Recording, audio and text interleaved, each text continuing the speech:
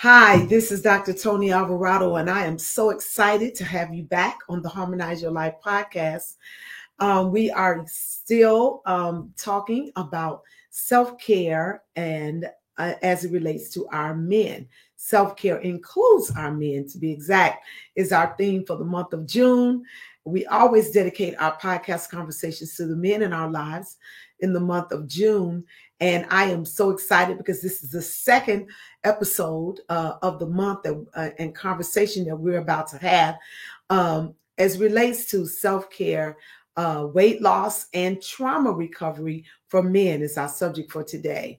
Weight loss and trauma recovery for men. And I'm excited again that my husband, let me bring him in the studio, Bishop Alvarado, is in with I'm here.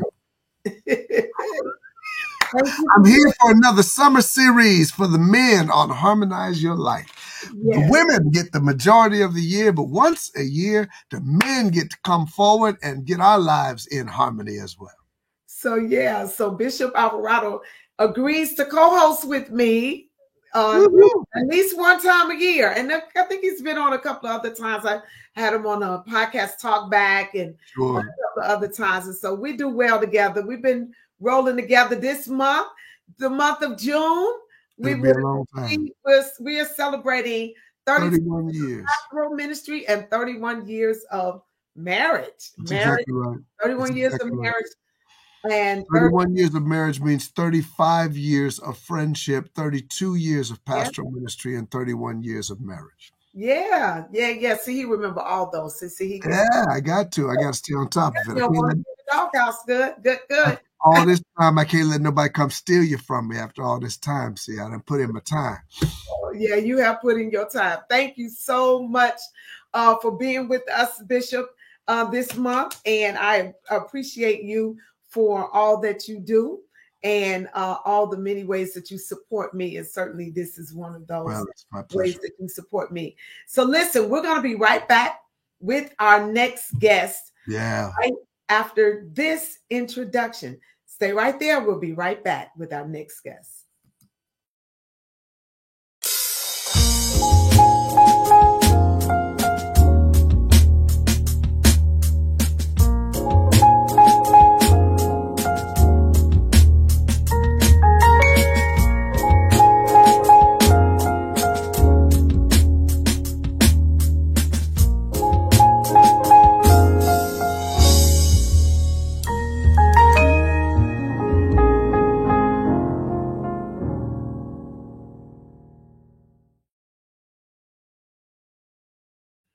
All right, here we go.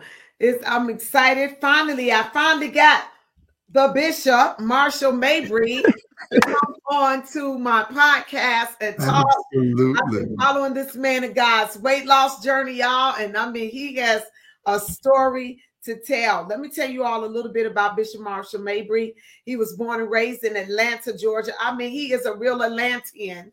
All right. He is from Atlanta, the oldest of 8 children. The call of God upon his life to be a leader in the kingdom of God was apparent from an early age. And at the age of 17, he accepted a call to ministry while being a student at Booker T. Washington High School in Atlanta. Bishop Mabry later launched his collegiate career at the prestigious Mercer University in Macon, Georgia. And while there, he and 5 other friends started the Agape Ministries, All God's Anointed People Evangelizing, which was a multicultural, non-denominational ministry for students there on the campus. Bishop Mabry is a duly consecrated bishop in the Lord's Church, and he faithfully serves in the Grace Fellowship of Churches under the guidance of Bishop Jonathan Alvarado. He is a noted speaker, author of 4 books, and a church planter. That's right. Bishop Mabry has an approach to ministry that has been considered unorthodox because of his mixture of contemporary theology and practical real-life sermons.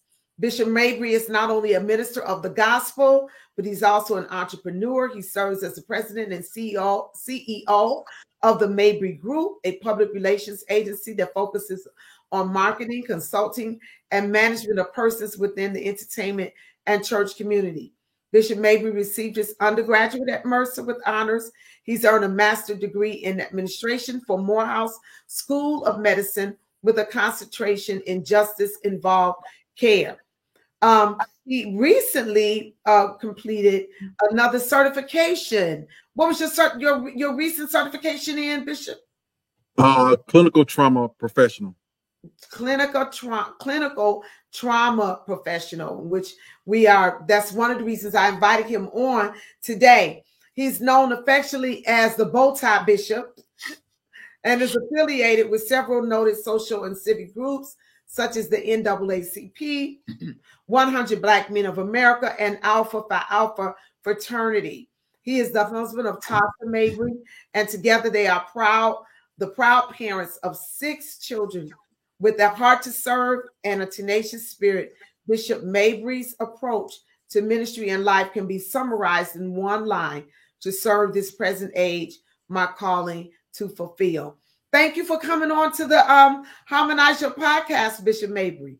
Thank you for the invitation, Dr. Tony. Grace and peace, Bishop Alvarado. It's good to see you guys as always. Always good to talk with you and dialogue with you and to share your journey. And we've been encouraging you along the way. Every time I see a post or something related to your weight loss, I'm so amazed. So how about, is this a good place? I think this is a good place, Bishop, to show the picture that Bishop Mabry posted earlier this week.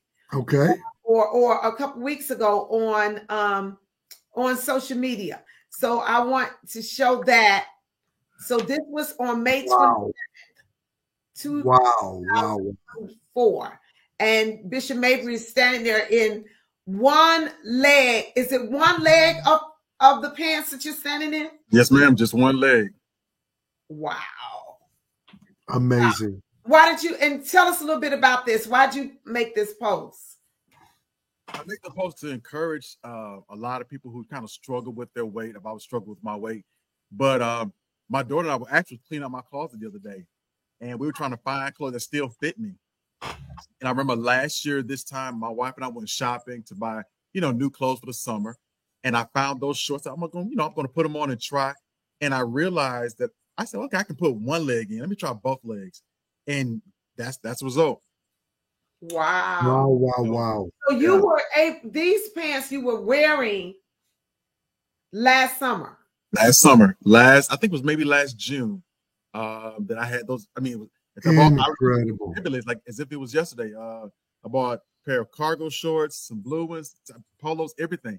And now to look back on it, I'm gonna give you some numbers that can help. At my heaviest, I was a 56, 54 regular. On Sunday, I tried on a blazer. That's a 46 regular, and it fit. And so I started this journey at 320. As of the other day, I'm at 247. Incredible. So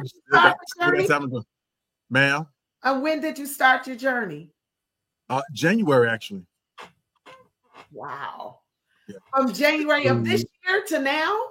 Yes, ma'am. Last year I started doing, intermittent fasting, trying some things here and there. Yeah, because I started seeing you posting last year about getting more serious about your weight. I had to. My doctor, a recent doctor's visit, my doctor said my blood pressure was way too high. And oftentimes, like big pharmaceutical companies, they want to put you on blood pressure medicine. And so I went from 5 milligrams of lisinopril to 30. Holy mackerel. And I said, yeah, this is too much for me. And what really kicked, it was just June of last year. I thank God for my wife. She woke me up one night and said, listen, she said, bro, you snoring way too loud. She said, bro, you're doing too much. And I said, well, let me just kind of figure out some things out. Long story short, I found I had sleep apnea. And I would stop breathing close to 60 times a night. So I just thought I was restless, tired, or I run and grab some coffee, Dunkin' Donuts, energy drink here. No, I wasn't breathing properly. And so I got the sleep apnea machine. My doctor kept saying, you have to lose the weight. And I didn't realize that a lot of my weight came, it was I understand it now. I put on the weight. It was a security blanket. At the time I was in school, still working on going through Morehouse School of Medicine, working on that degree, taking care of my family, so on and so forth. Oftentimes we just go. We just keep going. And I remember making a joke to myself, well, while watching 600 Pound Life one day and eating a snack, thinking, well, at least I can still see my feet. I'm not like those people.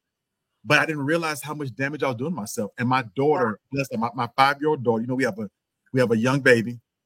We have a 5-year-old, lays her head on my stomach one day and said, Daddy, you're so soft and squishy. I said, wow, okay. And that was a change for me. None of my suits fit. I found other pictures I can show you guys as well. I was wearing compression garments underneath my clothing every day. I was wearing compression socks because my feet would swell from driving to work or sitting down too long. And I said, I gotta make some changes. So that's pretty much how everything kind of kicked itself off. And I feel so much better. I think I look better. My wife likes me this way. She said I can't lose too much weight. I can't look like a bobbleheaded doll. And she said I can't lose too much weight. Yeah, head meat is the last part to go. So you can, you lose all this, and then head meat still be sitting up there. Right. I love it though. My daughter, you look fantastic, man. You look great. You look wonderful. And while you're talking about work, I mean, you're couching it in very generic terms. Let's be clear. Your work was pastoral work. And so the stress of pastoral work, stress produces all the negative stuff. I don't know what, something about creatine or something about some other kind of hormone that retains fat around the midsection. Yes, sir. You're the med school. Now tell me, your master's degree from Morehouse School of Medicine was in what discipline? Administration. Justice Involved Care. It's a new program there. Justice Involved Care. So you have a master's of hospital administration or of healthcare administration? It's really public administration. A master's of public administration with a concentration in justice care. Because I'll be honest with you, I feel like a hypocrite. I'll be honest. I tell you what, I feel like a hypocrite because I'm preaching life to people and I'm overweight myself. Oh my God. Oh, come on. And the hypocrisy of it was I'm preaching life and preaching heaven and then going and grab Bojangles, after service. And now this heavy, and we understand as ministers, you preach a heavy sermon, you're tight. No, I was sleeping maybe like 3 or 4 hours. I mean, I was eating bad food and I knew better. I'm eating poorly. I'm not exercising. And I said, well, this how bad it was. I'm going to free somebody today, especially as a preacher. Instead of exercising, I just bought bigger clothes. You know who else said that? Wow. Bishop. Remember last year? Who said that last year? Erwin Davis. Erwin Davis said the same thing. Listen, that's my friend right there. I just bought bigger clothes. Yeah, I learned how to. I just started wearing my vestments more. I would preach in robes and stuff because nobody can tell. Blousy robes.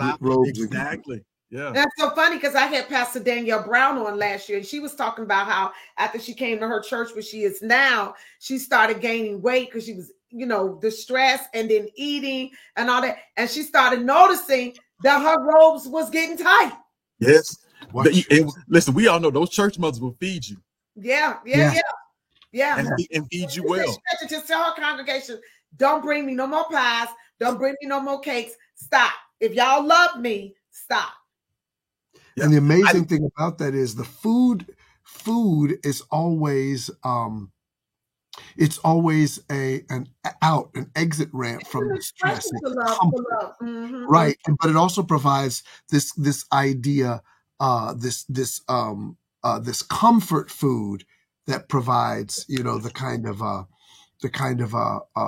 escapism from the realities of what we're dealing with in pastoral ministry. And that's, oh my goodness gracious. Okay, I don't want to, there's a lot that I want to say because you mentioned two things. You mentioned your food intake. You mentioned Bojangles, and we're not slamming any particular chain, but there are healthier foods to eat And then you said, I was only resting 4 or 5 hours a night. So you hit on two key, and then you said, and I wasn't exercising. Instead of exercising, I was just buying bigger clothes. And then you put that on top of being in a high stress career.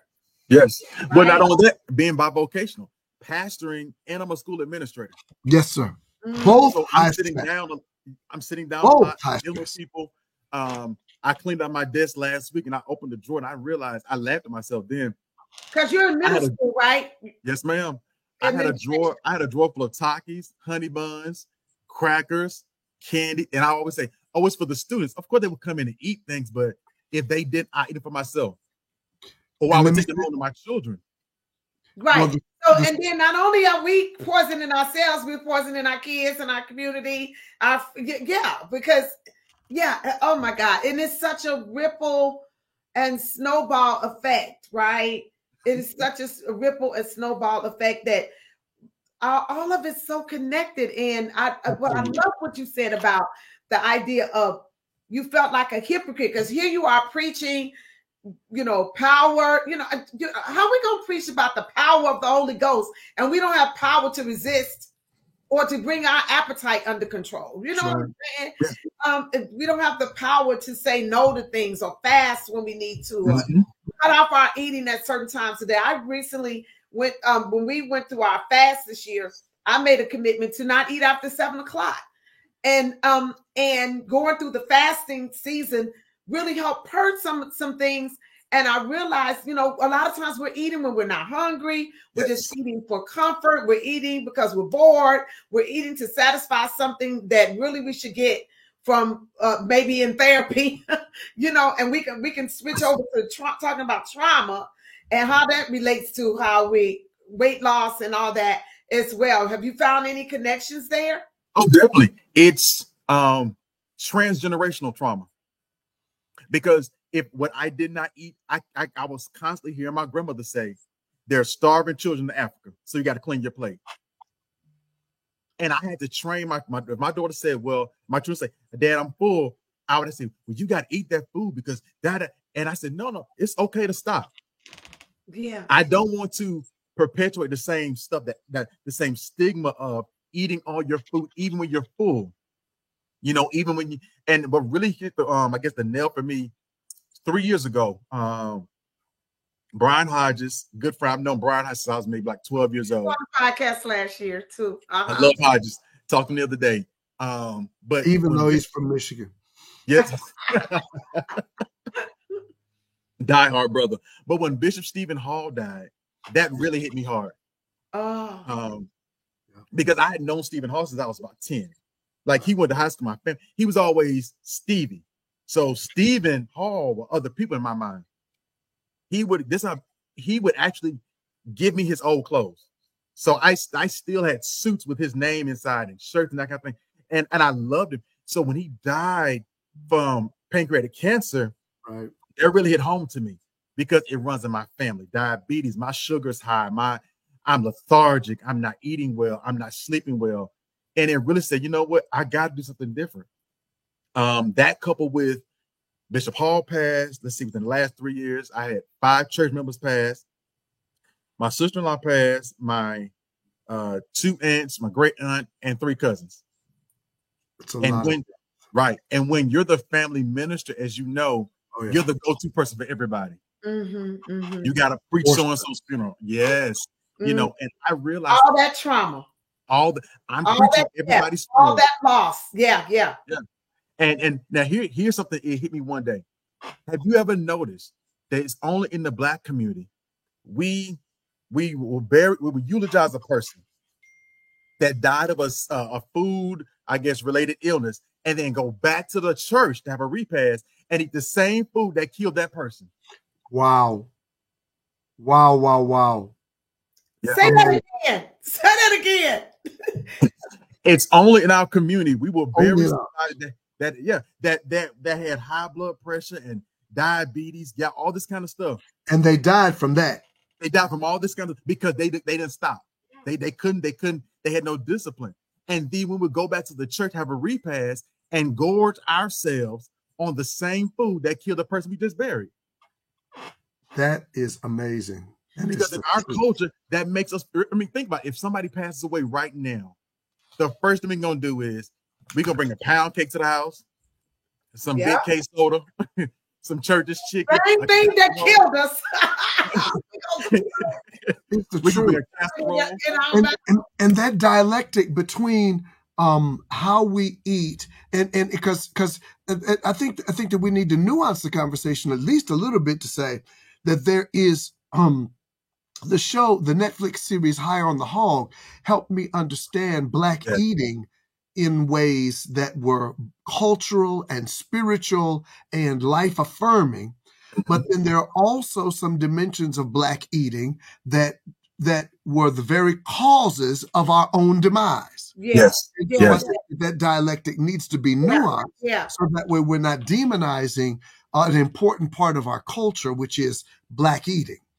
And the ways I don't want to do that. And I don't think it's so much, Bishop. You know, when we were going through when you were diagnosed with type 2 diabetes, Kaiser, who is our insurance provider, gave us these classes that we could attend, right? Remember, we went through those classes where we really learned how to eat like we should be eating, right? Right. But one of the things that I've never forgotten that the nutritionist who was doing the class said, and this is to your point, Bishop.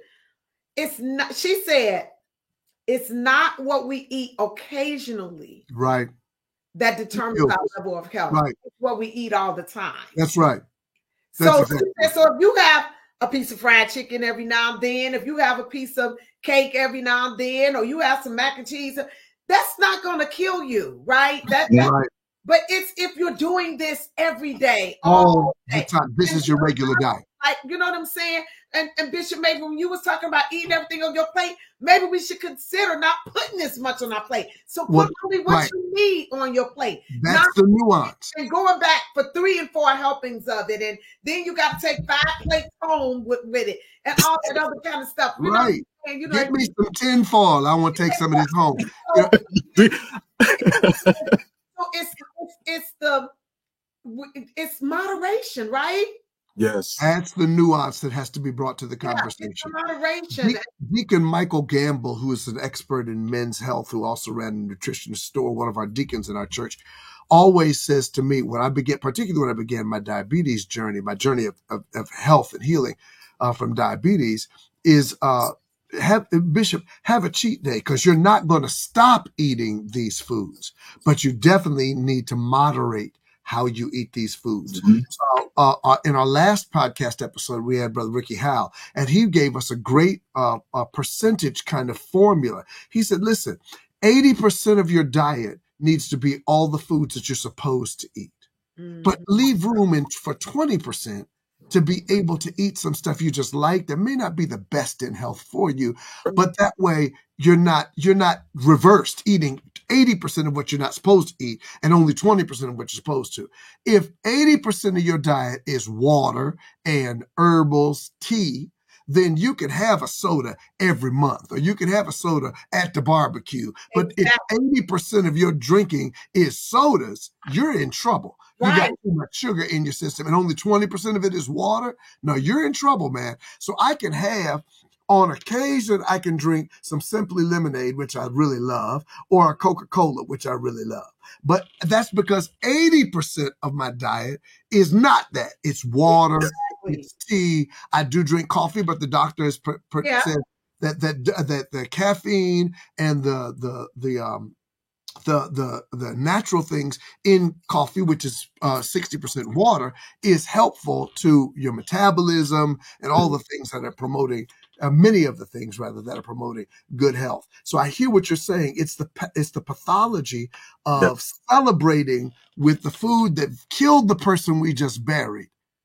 It's a real dichotomous existence for us. And I think, and like I said, I think it's if we do it in moderation. I think if we eat those kind of foods in moderation, and then some things we just have to learn that we can't eat at all, depending on what's going on in our body, how old we are, age, all that stuff matters, right? So there's just some things I can no longer eat. And you have to learn, as Pastor Carrie kind of told us, you got to teach your palate or train your palate to enjoy what you need rather than what you like. Oh, my mindset has completely changed. I didn't realize. I think I told this my wife when I looked at my bank account. I said, I have more money. Where's the money coming from? Well, I didn't realize we're in the South. You understand? We're in the South. A lot of gas stations serve breakfast, and you walk in there. Certain places they got fried fish, they got fried chicken for breakfast, and all this kind of things. I was getting a plate every morning, so I'm taking maybe like 2 pieces of fried fish and grits and eggs, and all this kind of, and I'm going to work and drinking my Starbucks. Plus, I'm going to have lunch, snack in between. So if I'm trying to do 2,000 calories a day, I'm well by lunchtime. I'm already well past that, and I just had to stop and say, "Wait a minute, you're just doing way too much." And I didn't realize how much I was really hurting myself. I was in survival mode, and I think that's where the trauma of watching people pass away, thinking, "Well, I got to do this for my family. I got this, I got that," and not saying, "You know what? I got to slow down." Yeah. It's taken my wife. I thank God, my wife. It's taken my wife to say, "You know what? We're gonna take a vacation." Yeah. And I don't not feel guilty. I used to feel guilty for taking a vacation. Yeah. Because I felt, and the old pastors always tell me, you got to be at church. If you ain't there, the folk won't show up, and the money's gonna be down, and we got to make budget and kind of stuff. Right. So yeah. So we were in the middle of the ocean. We went to the Bahamas. I'm telling her I'm going to pay for the package from what's it called, ship to shore. I had a member who's transitioning, and I said, I got to call Chico Sister so and so. My wife said something to me. It was so cool. She says, if she dies today, she'll be dead when we get back. She'll still be dead, baby. And I was like, wow. She took my phone, put it in that room. And I said, well, that's it for me. I'm done. So you're gonna do swim home? Like really?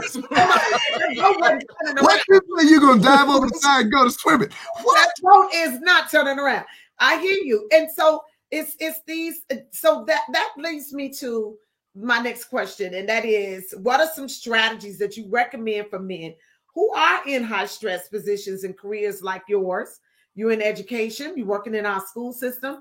You're a pastor, you're working in public health, trauma recovery, and those things. What kind of things, strategies, and healthy lifestyle things do you think? I heard you say your wife helped you with accepting the fact that you need regular vacations. But talk to us about some of the things that you recommend for men who are listening to us. And may I frame that conversation a little bit further by saying, we're not just talking about high stress positions of pastoral ministry and education. Mm-hmm. But we're now talking about, in the 21st century, we're talking about soft targets of places that have been traumatized by mass shootings. Yeah. Every day in both places where you work, where I work, where Pastor Tony works, they're considered soft targets and we are existing with the trauma of mass shootings. And we're on the other side of a global pandemic. So we're dealing with the trauma of that. And so that's one of the reasons why I want you to talk to us about not just your weight loss journey, but about this whole trauma recovery and the work that you're doing there. Because that it impacts our health. Strategies that we need to be thinking about as a community, particularly as it relates to our men, but our women can benefit from it as well. We were told that every time we have a break, and when the students come back in the building, it is advised that all the faculty and staff wear a mask. And I didn't understand at one point. They told us because while we may be sequestered some places, we don't know where our students have been. And so we have a high population situation, much like herding, everybody can get sick all over again. So we were told to mask up for at least a couple of days coming back from summer break or winter break or fall break or something like that. And so I've had to learn. I have children who are nervous. They have high anxiety when it comes to testing in rooms because they were last few years, they were at home.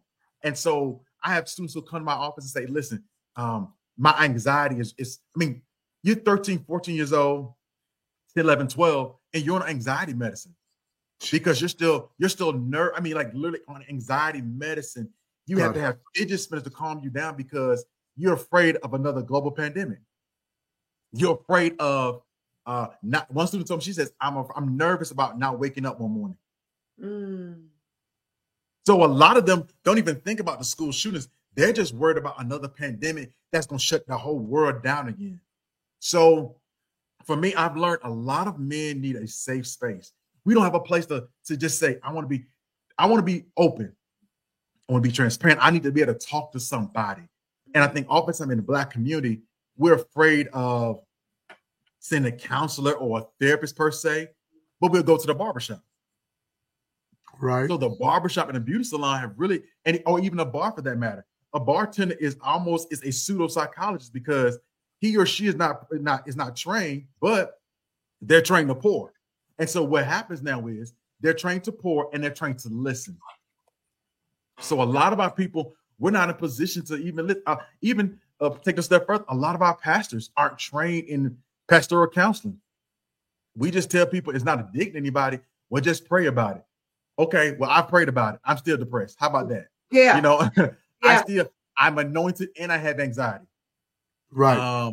I love the Lord and I'm anointed and I have depressed. anxiety. And I'm gonna tell you something, and a lot of pastors deal with social anxiety. I mean, there are a lot of pastors who do what they have to do because it's the job requires being around people and stuff, but privately they're in a lot of pain. Some of them have a lot of social anxiety, nervousness, depression, sleep, what do you call it, insomnia, all kind of things that are related to trauma. The majority of my clients are saints or pastors. And they tell me they sit in their office not to go over their messages, but to be on. They have to prepare themselves to be around people. They have to prepare themselves to talk or to love on people when the fact of the matter is they want to be back at home watching TV or eating bonbons or laying in bed watching Lifetime. It takes a lot, because as we know, being around people sometimes it is exhausting. You just like, listen, I can't do for so long. We know. And you mentioned the fact that we're not just carrying our trauma, but we're carrying generational trauma. Yeah. In clinical terms, that's epigenetic trauma. Yes. The kind of epigenesis that takes place when we are reliving and re-traumatized through the experiences and trauma of others. When I was lecturing earlier this time last year in Portland, Oregon, and we were doing Aubrey Hendricks Jr. and I were doing a thing. I've been asked to coordinate this piece on social justice and prophetic witness for the 21st century. And so I talked about epigenesis and epigenetic trauma and what that carries over. And as we're talking, that conversation comes rushing to mind, because pastors that you're describing now, and which spills over not only just pastors, but men and women that are in leadership positions that are being scrutinized, that are watching their people. It used to be, if you got in trouble, you got in trouble within your church. You got in trouble on your job. Now, if you get in trouble, you're in trouble in social media. So the trauma of feeling like if I make a mistake, if the deal doesn't go through, and we lose the deposit on the land where we were trying to buy the building, or whatever trouble that comes to us. God forbid if I'm accused of something. It's not just an internal thing. It's now a social media. So I'm carrying other pastors' trauma, other leaders' trauma, and I'm carrying that into every encounter. And it does make me leery of being in other people's company, because I don't know the social dynamic that's going to Yes. And Bishop, I want to push the envelope even further and widen it, if you will, just when we're talking about our Black men. So think about the George Floyd situation. Absolutely. And Yes. Yeah, and what was the boy in Georgia that was Ahmaud Arbery? Arbery. Every man that walks through the door is our next George Floyd, our next Ahmaud Arbery, our next every child that comes through there is our next the boy in Cleveland, Brown. Oh, Michael Brown is here in Georgia. That was in St. Louis. Right. Michael Brown is Rice, in Michael Brown is in St. Louis, but Jordan is Florida. Lucy and that happened in Florida. And then Tamir Rice was in Cleveland. Tamir Rice is 12 years old. So every boy we see is a Tamir Rice, and every young man we see is Florida. George Zimmerman took his life. The boy that started the whole thing. Trayvon Martin. Every Trayvon Martin that walks through the door. All of these persons that we see, and our communities have been traumatized and re-traumatized. And let's not forget Houston, Texas, the young lady that was shot and killed. The police coming through the door. Her name Taylor. Breonna Taylor. So I mean, it's not just every one of us. A black mother. I remember when Jonathan was. You talking about going to Mercer, Bishop Mabry. When Jonathan, our son, was traveling, going to Mercer, and he would take those back roads, particularly during the pandemic, and he was having to go up there. I would not sleep well until Jonathan got back home, because I was always worried that some white police officer or somebody was going to pull him over. He was wearing dreads at the time. He got tattoos. And so they're being stereotyped, all that kind of stuff. They wouldn't first consider that he was a master's degree student at Mercer University. No. Yeah, because in their minds, you just fit the description. Right. Yeah. So it doesn't matter. And like you said, there is trauma. I've had to have conversations with my own son about, hey, how to come home safe at night. You know, what does that look like? These are my friends, they're accepting. No. Please understand. You're still a black male. And because of this size, like I'm 6, my son are the same height. We're large guys. So people will get nervous when they see a big black man. So what happens when your body is just your body itself, your skin color and your makeup of your body is perceived as a threat? Yeah, my physical being is a threat. Right. Your personhood is a threat. So now, and I've talked to a lot of men, they can't even speak in their regular tone, because depending on the tone and timbre of your voice, it may frighten some people. I education, bitch, I was the only black male in my entire building of an elementary school. So I was told that my voice is too deep. Could I soften it because it made the children nervous? Oh my God! I've been told on any number of occasions, calm down. We're just you don't have to be angry about it. And I've said, I'm not angry. We just talk. We just have a conversation. You don't have enough cultural intelligence to know that other people speak demonstratively. I'm Caribbean. I'm Puerto Rican. We speak with our hands. We speak very effervescently, and it has nothing to do with me being angry. I don't need to calm down, because what they've done is created a European standard for polite society that they superimpose on everybody else. Right. So a woman that raises her voice to be heard, or a woman that speaks authoritatively, she's aggressive and she's a B. But let's just say a black woman. That's exactly angry black woman. That's the stereotype of an angry black woman, and that's the trauma that we carry. Yeah. And if we don't address that, it'll inure itself in our bodies, in our psyches, in our souls. And we'll try to medicate that with bad eating and poor habits, or living into the stereotype. Because if you can't beat them, join them. So I'm just going to become a self-fulfilling prophecy of what they've said about me, and then justify their mistreatment of me by me living into that stereotype. So here's my question, guys. Bishop Mabry, Bishop Alvarado, we've established the trauma. We've established some of the causes of it.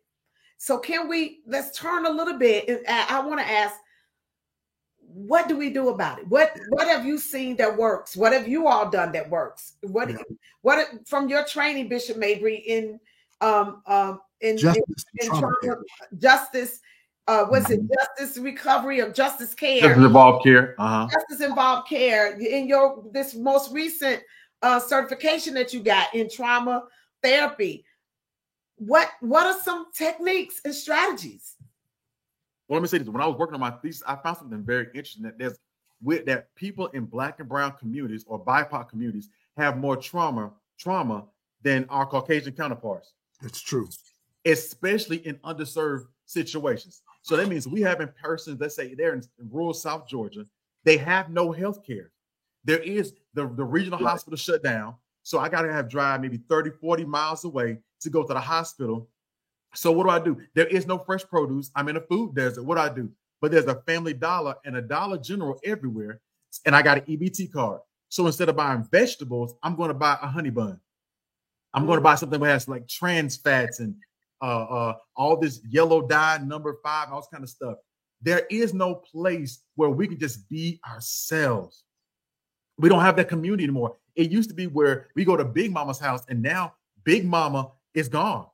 A lot of us are still living in places where I grew up going to my grandmother's house every Sunday. We don't even get together with family reunions like we used to anymore. Right. We have a generation of children who don't even know first and second cousins. Yeah, that's so true. Yeah. So I mean, all my first cousins.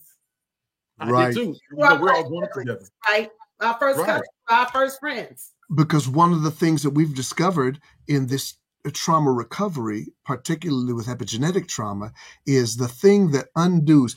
Epigenetic trauma is biological in that the dendrines that make up the chromosomes actually have additional dendrines attached to them. The trauma produces that, and it's passed from generation to generation.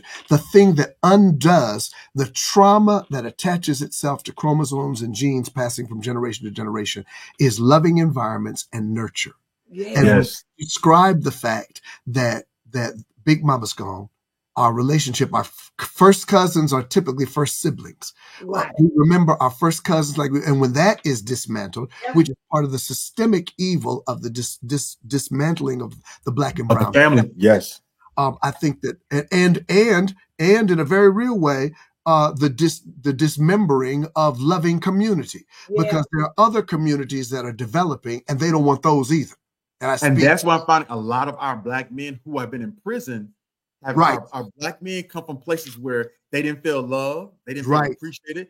As a matter of fact, most of them are brothers who probably had a not mental condition, a learning disability, where they should have had an individual learning plan, but nobody, because they were troublemaker acting out, because I can't read without trouble, where this teacher got 25 kids in the classroom. So I cannot give you the personal attention that you need. So the only way I know how to get your attention, I'm going to act out, go to the principal's office. Now I'm expelled. I'm turning to a life of crime, and it keeps going.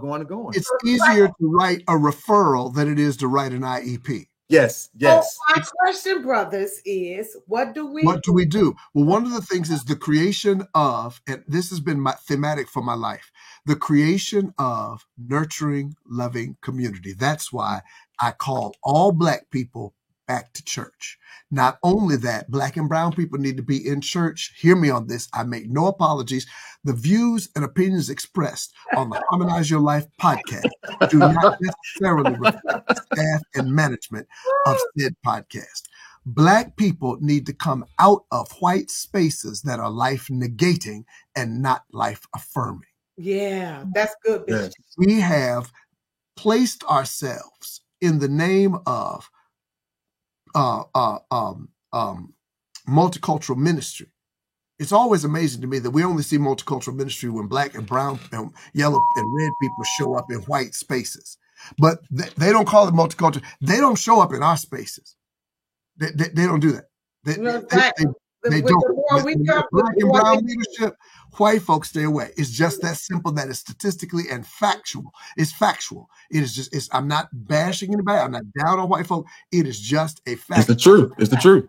We are socialized in our context. So when we create nurturing and loving community, just like the mention of CRT in schools, the affirmation of Blackness and of brownness and of otherness in particular contexts like schools and churches is now being legislated against in places like Texas with Greg Abbott, and Florida with Ron DeSantis, and Georgia with Brian Kemp, because those places, the affirmation of Black and brown life is a threat to white life in their minds. Mm-hmm. And so we've been uncomfortable all these years suffering epigenetic trauma. And the minute you tell the truth about slavery, now we can't do anything that makes students uncomfortable. All y'all are doing is experiencing the niggerization that we've experienced for the last 400 years.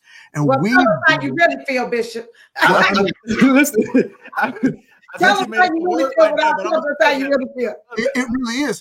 That's what it means to be niggerized. Yeah. It means to be traumatized to the place where you cannot express your story, your isness, your truth in ways that are liberating and life affirming. So the cultivation of nurturing community that is found within the Black church. Again, Pastor Tony gave me the revelation that she got from who's the preacher you're studying with right now. Dr.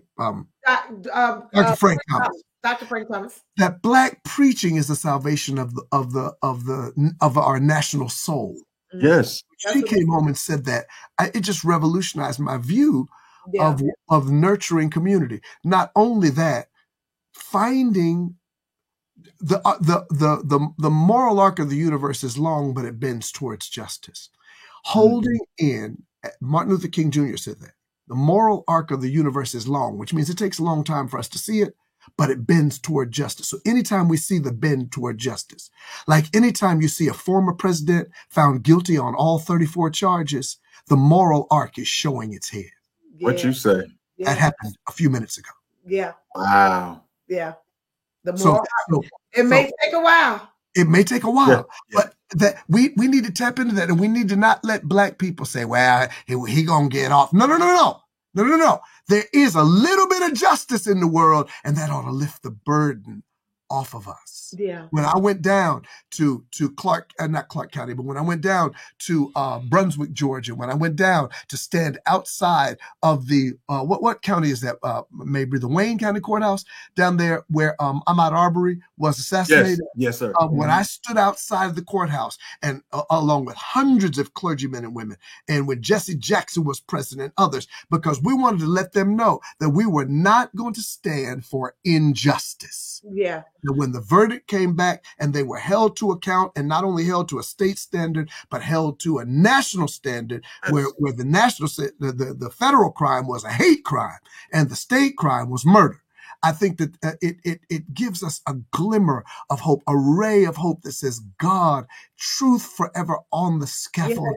Hallelujah, God forever on the throne. That you can only go so far before the God of the universe steps in and says, just so that lifts the burden of the trauma that we've experienced and ought to push us towards self-care, self-love, self-appreciation. Because I think, Pastor Tony, one of the underlying reasons that we misuse and abuse ourselves through poor eating, through ourselves. That's right. The way we feel about it. It's self-image. Yes. Right? Yeah, you're right. It's like the shirt I'm wearing now. It says the word self, but it says self-respect, right? Sure. Self-love. Self-worth, self-confidence. And all of these things, and I think what Bishop, what you're saying, and I agree with you, finding loving community in the church and other spaces as well, being intentional about educating our community. Yes. Those of us who have been educated and have come to some other levels of understanding in other ways and living and being in the world, modeling, right? Yes. And what I as Black men, you all have an opportunity, Bishop. Maybe that's why I'm going to put your picture up here one more time. You ought to be able to. This is modeling. You put this out on social media. This says, "Hey, brothers, you can do this. You can take back right. yourself." That's right. And I'm going to say something, and you're so right, because, and I have to give a shout out to my good friend and brother, Dr. Charles Goodman here in Augusta. Y'all know Goodman. Yeah. Goodman does something every year, and I've been speaking for the last 3 years. In May, it's actually the third Saturday in May. This whole thing about mental health. Yeah. But he is a strong advocate of men's mental health. So when they have their men's ministry, it's not like men just getting together talking about, who's playing, in the next game or going fishing. These brothers come together and they're able to have a safe space. And one of the things I appreciate about that is because they have ground rules going in.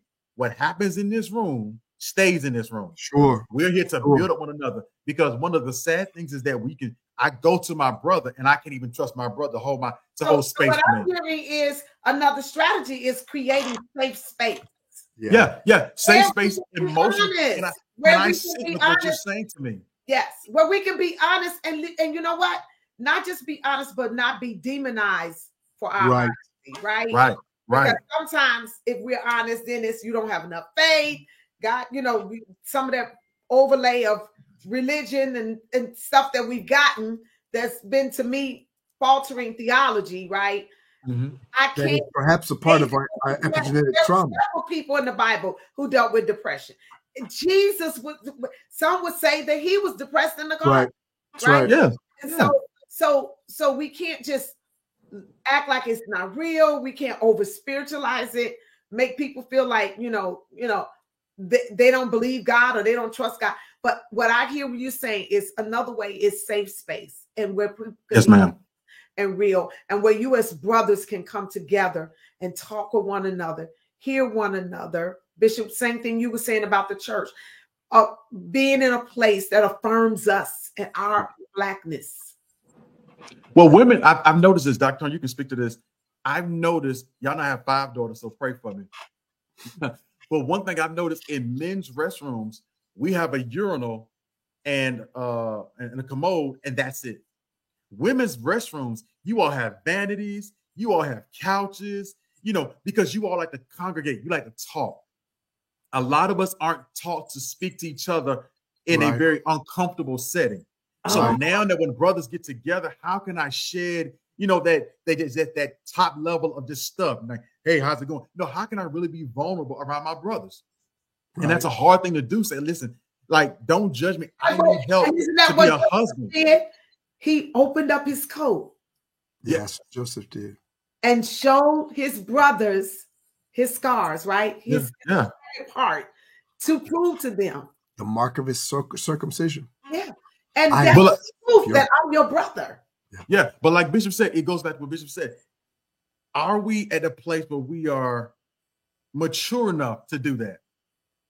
Because if you think about it, like if even pastors, and I've been saying, we need a safe space for pastors because you're afraid if I say too much, somebody's going to lick it online.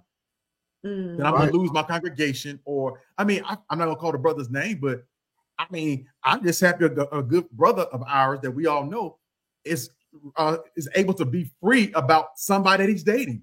Right. How is it that you can even date because people are looking at you funny? Because I want to find wanting to bring up your past, right? What? Right. As if none of us have past, and trauma. As if you gotta be held to that the rest of your life. Right. Like, and I know so many people, even in the church. How many of us know people in the life. church?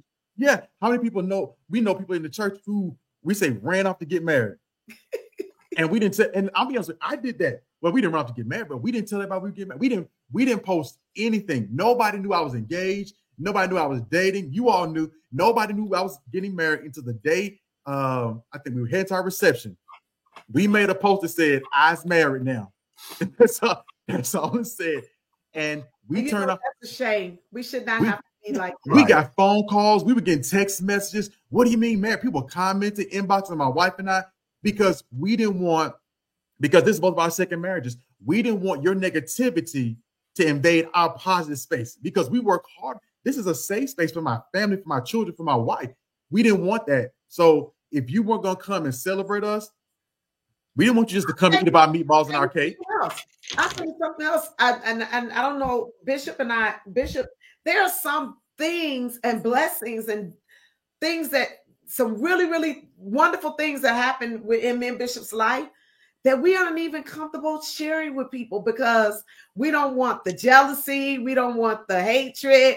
We don't want the, what they doing and all that kind of stuff. So we keep a lot of stuff to ourselves, and we only have a few people that we can talk to about not just the rough stuff, but the celebratory things. Right? And your celebratory stuff, it didn't happen overnight. No, like I tell people, nobody was there when you guys were writing a thesis and had to pack up the children and go to seminary. Nobody was there. They didn't see that struggle. They just knew on Sunday mornings, you had it together. And it goes back to wearing that mask again. As long as ladies keep putting on that good foundation, your face is beat to the gods, as my niece would say, and brothers, we look the part, we look the show of masculinity, that we got it all together. I think I love Bishop Long, as you all know him personally. My favorite, I guess, picture of Bishop Long was not that the bravado of, at his peak, but towards the latter part of his sickness, when he was just Bishop Long. There wasn't a whole lot of people around. He wasn't wearing the muscle shirts anymore. He was just there. You saw his humanity. And I think that's why I loved it, because he was able to tell people, this is what I'm going through. I need your prayers. Don't worry about a scandal. Don't worry about this. I need your prayers as your leader. And so many of us can't be free to people because we're afraid we're going to be judged. I've literally had to tell people I'm losing weight on purpose. Dramatic. That's very true. Yeah. I told people I'm losing weight on purpose. Yeah. Because I started losing weight fast because I do low carbs and high protein. I drink a gallon of water a day. I don't do sweets. So my body was like, okay, what are we doing? I was shrinking. So people asking my wife, is he sick? We noticed. I'm gonna tell you something else. And the more weight you carry, you lose weight faster. Yes. Some people lose weight slower. Wow. You have more to lose, right? So, and because me being bald, I had to tell people I'm bald by choice. Okay, I do have hair. I just like to shave my head. So he's losing weight and he's bald. Like, what's going on? And my wife and we've had to tell people it's on purpose. I'm trying to lead a healthier life. I don't want to be on medicine the rest of my days. Matter of fact, praise God, I'm off my high blood pressure medicine. Thank you. I'm off my sleep apnea machine, and it's worked so well. I've lost 70 plus pounds. My wife, who just left, my wife has lost over 100 pounds. My God. Because we want to be here to see our grandchildren one day. Yes. That's right. I plan on dancing at Jonathan Elliott Alvarado III's wedding, which means I might be about 90 years old then, because he was 6. I was 60 when he was born. But guess what? I'm going to keep this thing together. I'm going to keep running up that mountain. I'm going to keep running half marathons, eating healthy, drinking water, and loving on my husband, and being in safe communities, developing relationships, all of the above, dealing with my stuff, going to therapy, working through my sleep, working through all of those things so we can be healthy. Listen, we could talk about this all day, y'all. Surely we could. Blessing. I pray that every man that has been listening to this podcast, particularly men, women, if you're listening, you need to share this podcast with every man in your life. I believe that. Every man in your life needs to hear this podcast conversation with Bishop Alvarado and Bishop Marshall Mabry, talking about trauma, recovery, weight loss journeys, healthy community, safe spaces, all of it. It is so needed in our community. Surely it is. Women, yes. Self-care includes our men. I'm going to ask Bishop Mabry if you'll give us one last word of encouragement. Bishop Alvarado, do you want to say anything else? No, this has been really good. Okay, Bishop Mabry, I'm going to highlight you because I want you to give us one last word of encouragement before we sign out. But wait a minute, before you do that, I do want to let people know where to find you. I don't want to forget that. So on Facebook, you can find him on Facebook at Bishop Marshall Weir Mabry. On Instagram at Marshall Mabry 3. You can find him on Twitter at Marshall Mabry 3 as well. And Bishop Mabry, where can they get your books? All of my books on Amazon.com. If you just type in my name, my books will come up. I have 4 books. My latest book is called I'm Not Weird, I Have Autism. It's a children's book, and it's on the bestsellers list. So I'm excited about that one because even that has opened up another level of not only revenue, but a different audience for me to talk about autism among Black children. Sure. Wow. Incredible, son. So I love it. You back to talk about that topic, okay? Yes, ma'am. You and Dr. George Miller are together. Yes. Conversation about autism. And we won't wait until June to do that. We can have that later on. Autism Awareness Month comes out, so you could do it. Yes, April of every month, and we can talk about from even been in the school system because Pastor Miller and I both in the school system. Okay. And dealing with students with children with autism as well as ADHD. because my youngest daughter has it. So it's so many different things that come along. We know about that ADHD journey and the bipolar disorder journey. We know about all of it. We parenting our middle son, Joshua, you know, our journey with Joshua in that. And so, yes, we can talk about that. I want those who are listening to us to know that you can find this podcast, Harmonize Your Life, Conversations on Self-Care for Women of Color podcast. You can find us on Spotify and on YouTube. I would love for you to go to my YouTube channel. Please subscribe to my YouTube channel. Like, share, comment. Help me get my YouTube channel over 1,000 subscribers. That's my next benchmark. I'm over 500 now. I'm trying to get over 1,000. Y'all help me do that.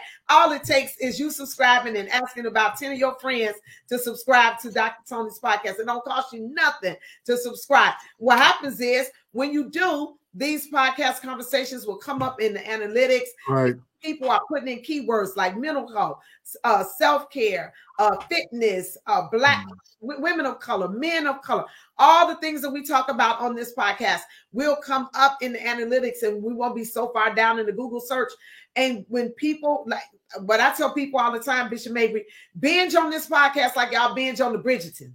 Okay, like y'all binge on Black Kate and all those other. Right. I'm a binger. I'm a binger. But so you just gonna call me out, Dr. Tony? I thought you loved me. You need to call me out like that. Binge on this because this is so needed for our community. I love it. Lack of knowledge, and we also perish for the lack of action. And so, Bishop Mabry, that's all I'm gonna say. Will you please take us out of here? Yes, ma'am. First, thank you. You know I love you guys a lot. I thank you for being my parents. I love you so much. To the men, anybody that's watching, two things. Healing happens in honest spaces. When you are honest, not only with yourself, but honest with the others around you. Secondly, healing happens in community. You cannot do it by yourself. No man is an island. You're not in a silo to yourself. Most people begin to have dangerous habits when they do them by themselves in dark spaces and places. So you need to bring your issue, bring that proclivity, bring it to the light. Find spaces and healing communities where you can sit with who you are, take off the mask, take off the helmets and the titles and the hats, and just be the person that needs to be held, affirmed, and loved upon. So we love you to life. I'm praying for every brother, every sister, every person of color that is dealing with intergenerational trauma and just trying to figure out their way in this post-pandemic culture. So just know you're not by yourself. Share this podcast, subscribe, do all that kind of stuff. Join the Self-Care Network, all of that. Self-Care Network.